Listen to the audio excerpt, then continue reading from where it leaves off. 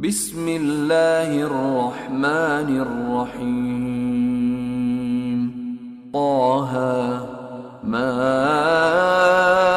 أنزلنا عليك القرآن لتشقى إلا تذكرة لمن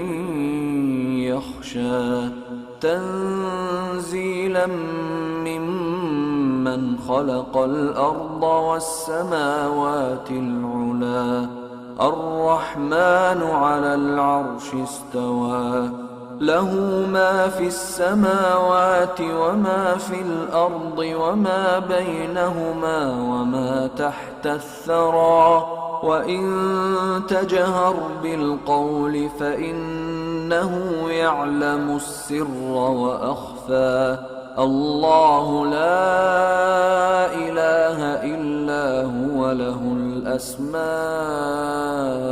الحسنى. وهل أتاك حديث موسى إذ رأى نارا فقال لأهلهم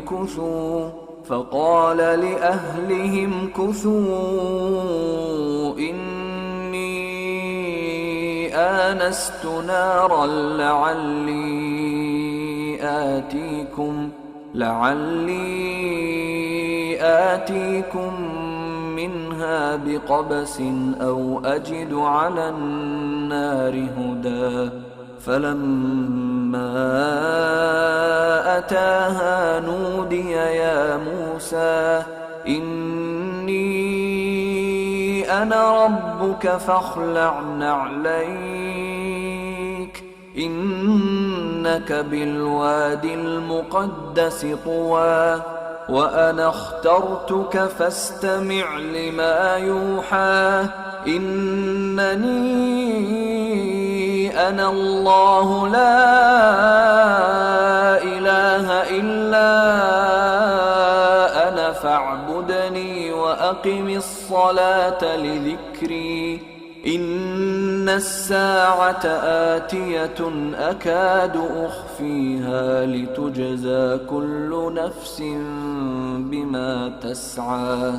فلا يصدنك عنها من لا يؤمن بها واتبع هواه فتردى. وما تلك بيمينك يا موسى قال هي عصاي أتوكأ عليها وأهش بها على غنمي ولي فيها مآرب أخرى قال ألقها يا موسى فألقاها فإذا هي حية تسعى قال خذها ولا تخف سنعيدها سيرتها الأولى واضمم يدك إلى جناحك تخرج بيضاء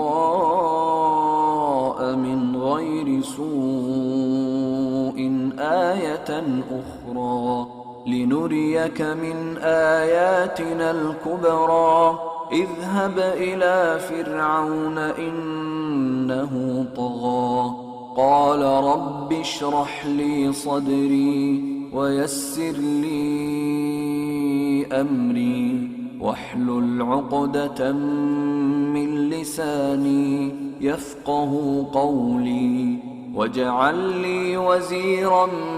من أهلي هارون أخي أشدد به أزري وأشركه في أمري كي نسبحك كثيرا ونذكرك كثيرا إنك كنت بنا بصيرا قال قد أوتيت سؤلك يا موسى ولقد مننا عليك مرة أخرى إذ أوحينا إلى أمك ما يوحى أن اقذفيه في التابوت فاقذفيه في اليم فليلقه اليم بالساحل يأخذه عدو لي وعدو له وألقيت عليك محبة مني ولتصنع على عيني إذ تمشي أختك فتقول هل أدلكم على من يكفله فرجعناك إلى أمك كي تقر عينها ولا تحزن وقتلت نفسا فنجيناك من الغم وفتناك فتونا فلبثت سنين في أهل مدين ثم جئت على قدري يا موسى واصطنعتك لنفسي اذهب أنت وأخوك بآياتي ولا تنيا في ذكري اذهبا إلى فرعون إنه طغى فقولا له قولا لينا لعله يتذكر أو يخشى قالا ربنا إننا نخاف أن يفرط علينا أو أن يطغى قال لا تخافا إنني معكما أسمع وأرى فأتياه فقولا إنا رسولا ربك فأرسل معنا بني إسرائيل ولا تعذبهم قد جئناك بآية من ربك والسلام على من اتبع الهدى إنا قد أوحي إلينا أن العذاب على من كذب وتولى قال فمن ربكما يا موسى قال ربنا الذي أعطى كل شيء خلقه ثم هدى قال فما بال القرون الأولى قال علمها عند ربي في كتاب لا يضل ربي ولا ينسى الذي جعل لكم الأرض مهدا